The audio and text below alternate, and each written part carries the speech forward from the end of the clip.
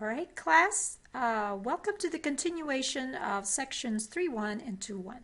Remember in class we talked about the rate of change of y equal to f of x.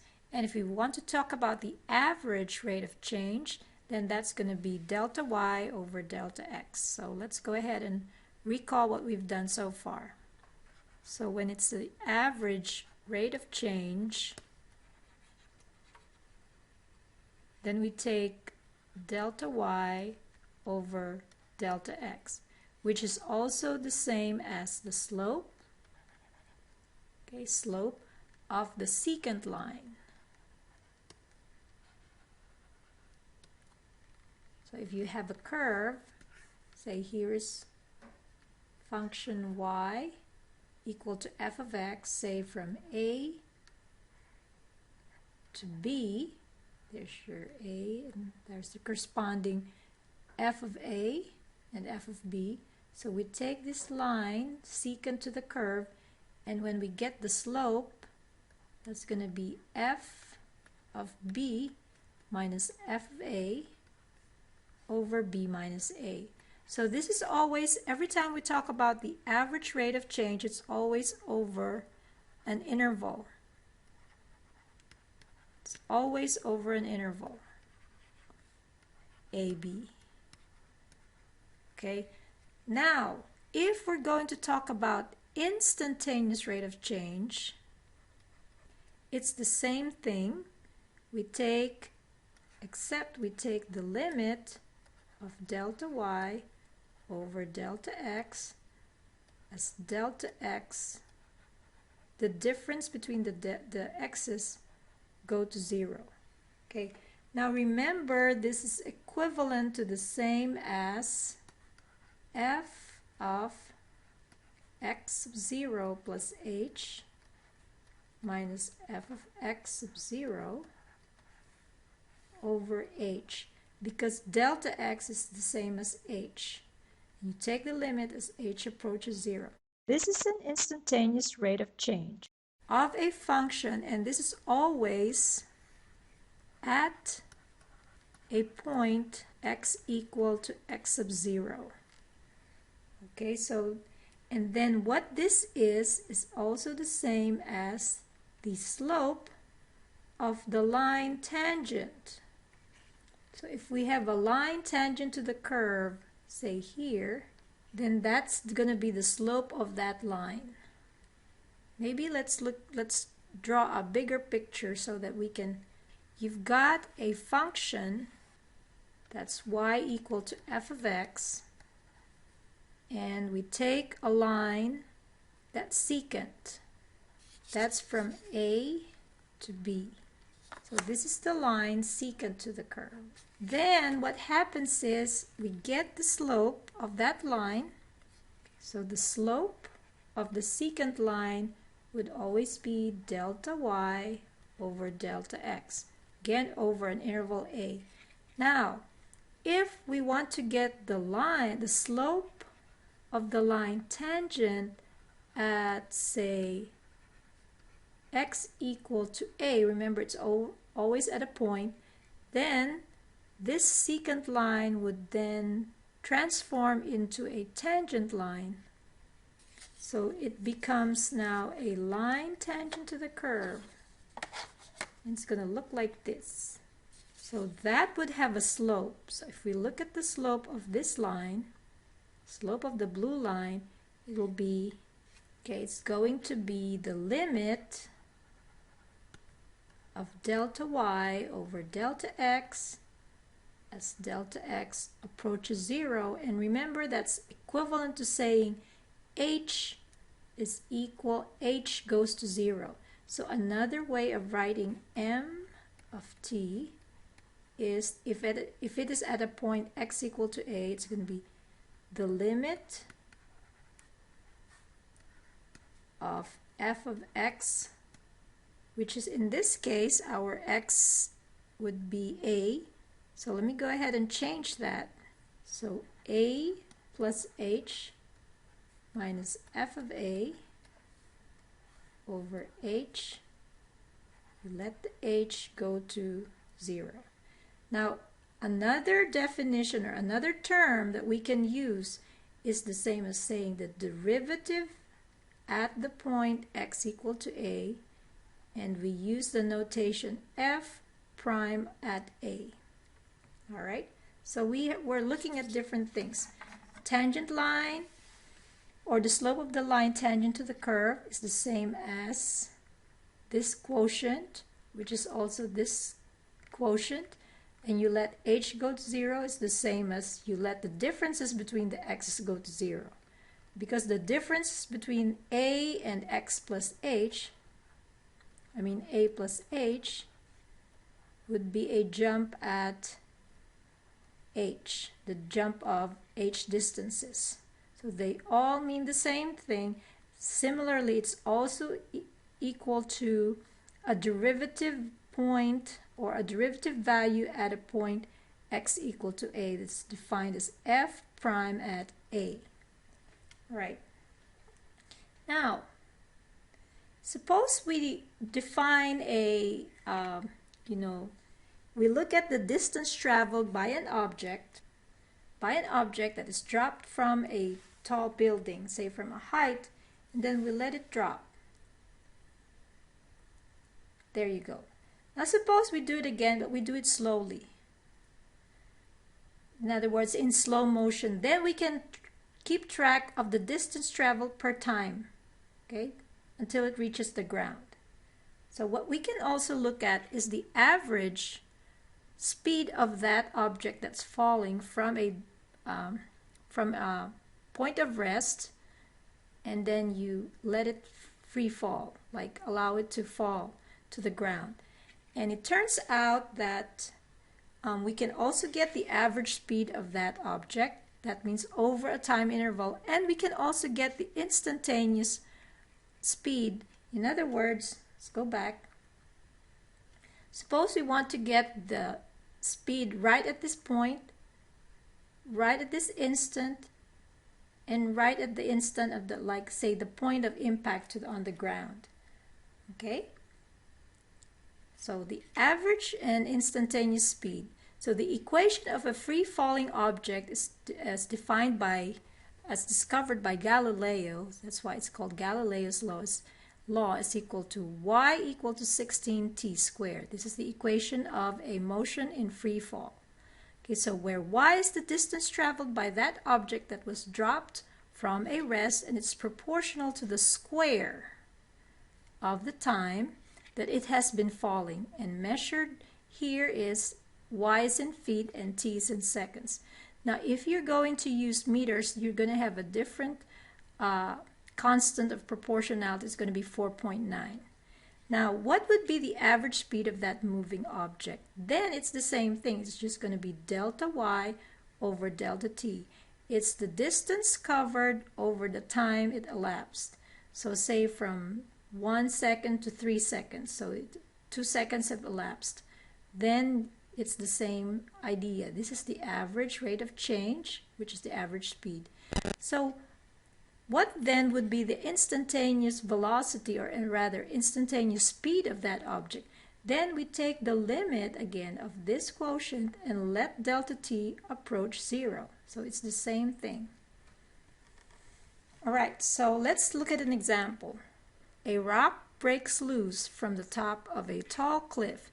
Now the question here in this particular case is that what is the average speed during the first 2 seconds of the fall? And then letter B, during the 1 second interval between second 1 and second 2. Okay, so let's go ahead and work this out. Now remember, the equation that we're given is what? It's y equal to 16t squared. So let's write that down. So for letter A, we're given y is equal to 16t squared.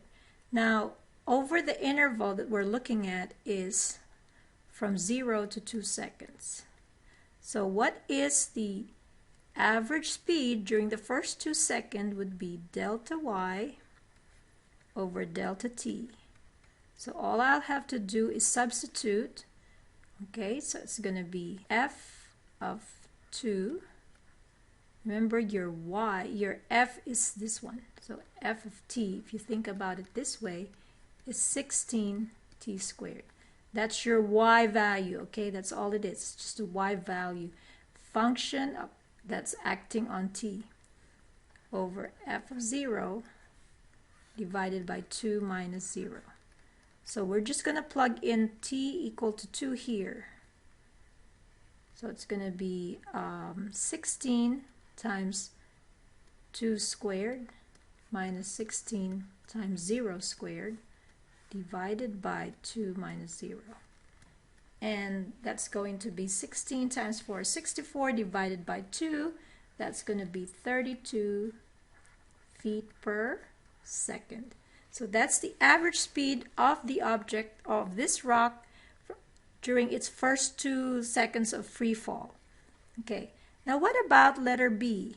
Well, letter B, it talks about the 1 second interval between second 1 and second 2. So now you have a different interval. It's over the interval from 1 to 2.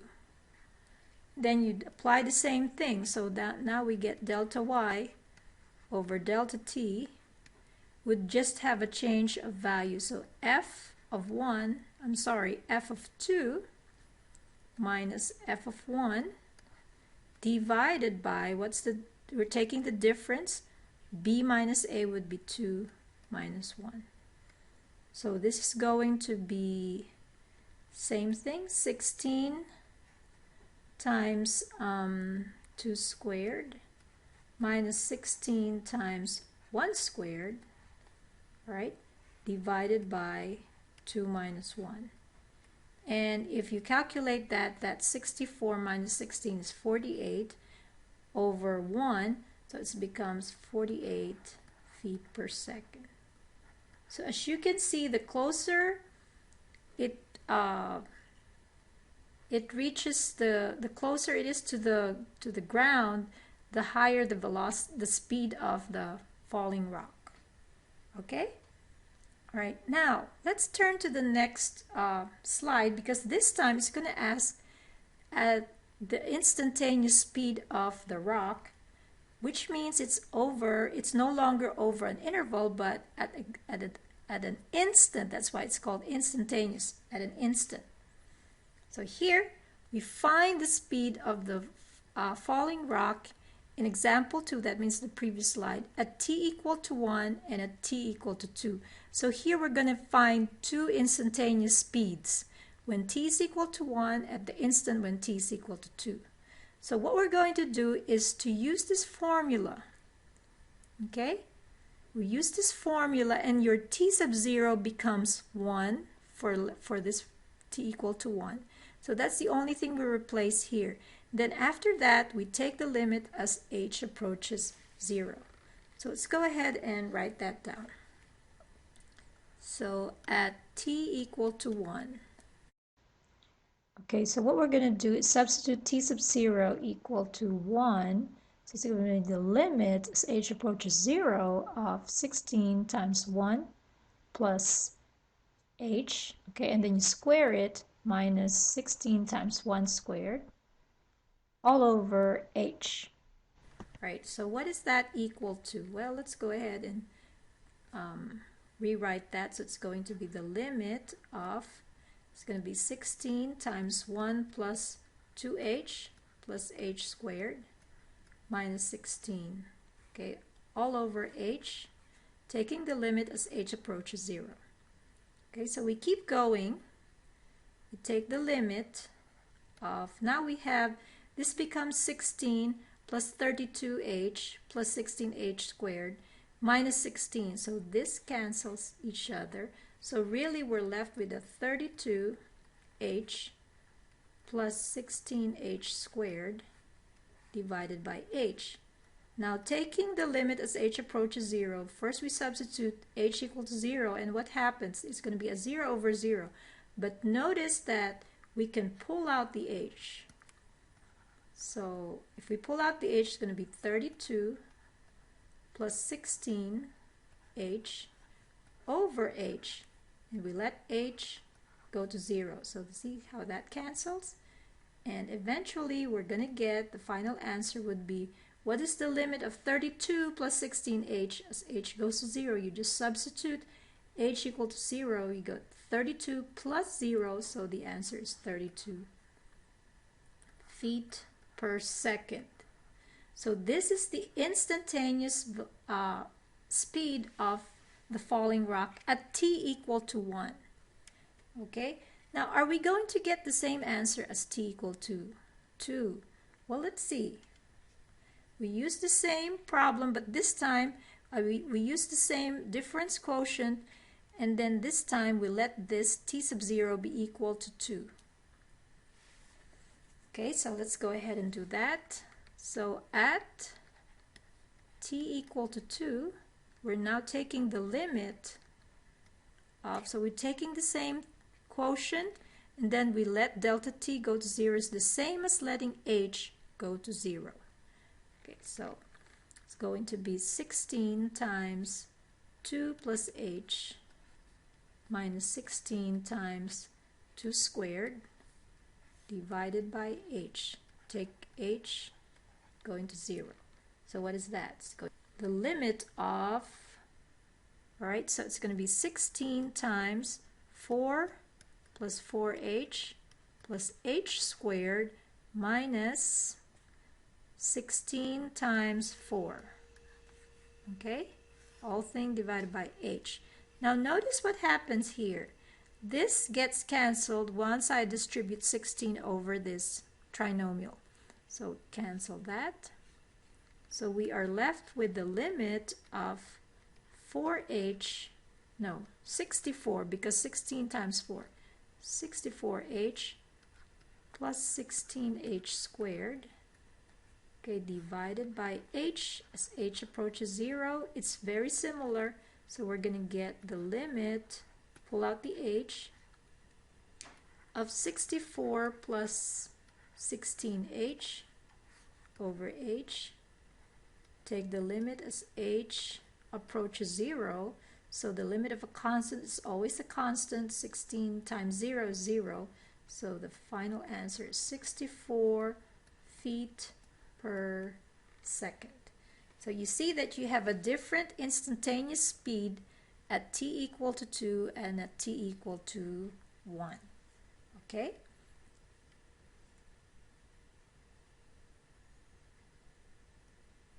So let's recap what we did. If you have a given situation of a free falling object, if it talks about the average speed over a time interval, then you use delta y over delta t. See that? Okay? At different time interval. This is at letter A, it's over the interval 0 to 2. In letter B, it's going to be the interval from 1 to 2. Now, if we're talking about the instantaneous, okay, so it's going to be the instantaneous speed at a time t equal to 1. It's not over an interval.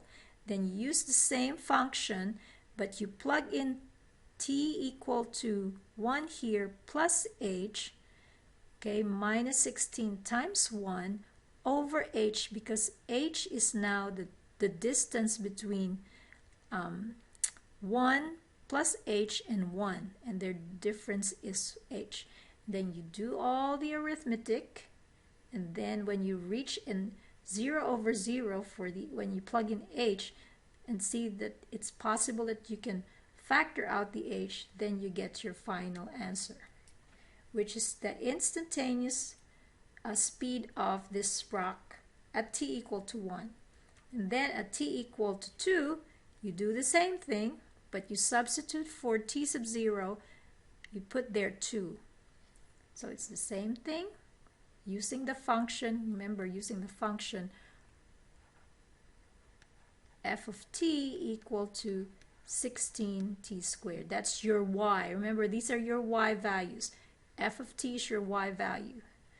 And then you'd go through the motion again of factoring out h, and there you get the instantaneous speed at t equal to 2.